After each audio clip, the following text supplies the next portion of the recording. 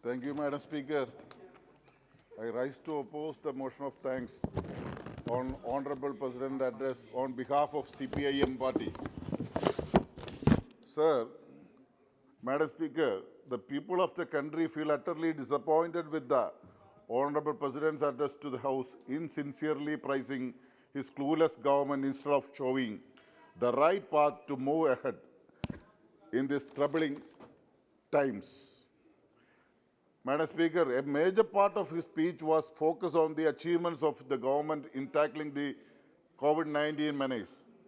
But the entire world has seen how this government has been a total failure in its response to COVID-19. I shall read international data on different countries, how they allotted the fiscal stimulus and share of their GDP.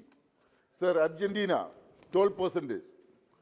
Australia, 19.97%. Brazil, 12%.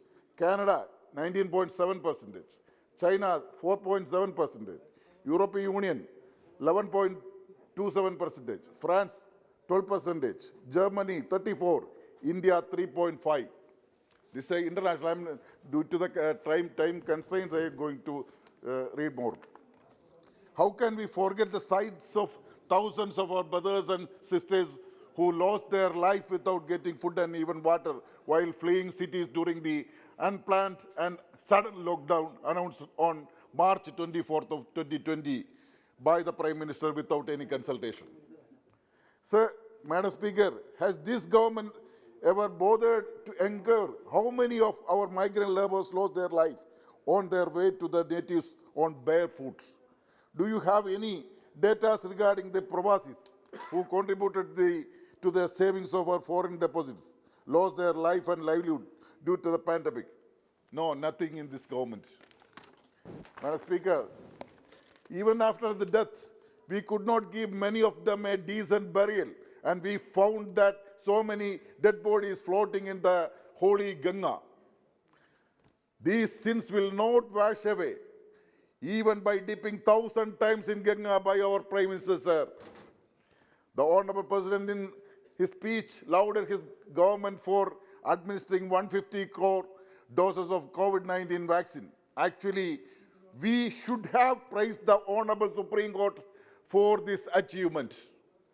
Madam Speaker, when the government thrown the people of this country below 45 years and the state governments at the mercy of the vaccine manufacturers, it was the Honorable Supreme Court who intervened for the common people of this country. One humble submission before the government that please replace the Supreme Court picture instead of the Honorable Prime Minister's picture in the COVID-19 vaccination certificate. It is justified to the truth. If the judges of the Supreme Court had not shown the courage to ask the government what they are going to do with the 35,000 crore budget allocation for COVID-19 vaccination, we would have seen many more thousand dead bodies piling up before the crematories in second and third waves of the pandemic.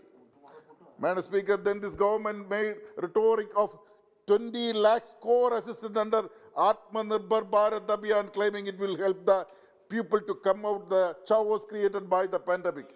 Even after 1.5 years more, no one knows how much of this actually reached the people and how it helped the common people.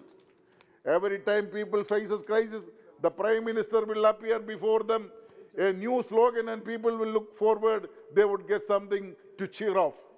First came with Acha Din Aane Wale Hain, and people would not have thought that they were going to face Bure Din they have ever faced before in their life. Then he came with the Make in India campaign, but people seen was Selling India campaign, in which our precious gems in the public sector are lost day by day. Then came the Atmanirbhar Bharat, sir. Who became Atmanirbhar?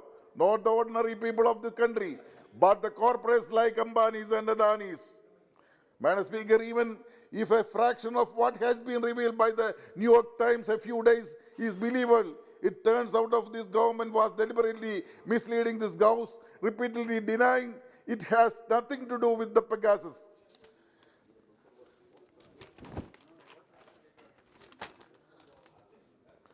Madam Speaker, people of the country expected the Honorable President would announce some solace for the brave farmers of their year-long fight against the pro-corporate policies of the country.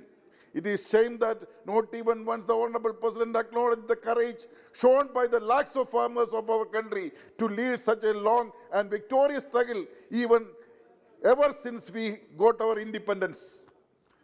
Sir, this government has not shown the courtesy even now, except the least few hundred farmers lost their precious life during their struggle, and it is responsibility of the country to help the families of those brave martyrs for sacrificing their life for their rights.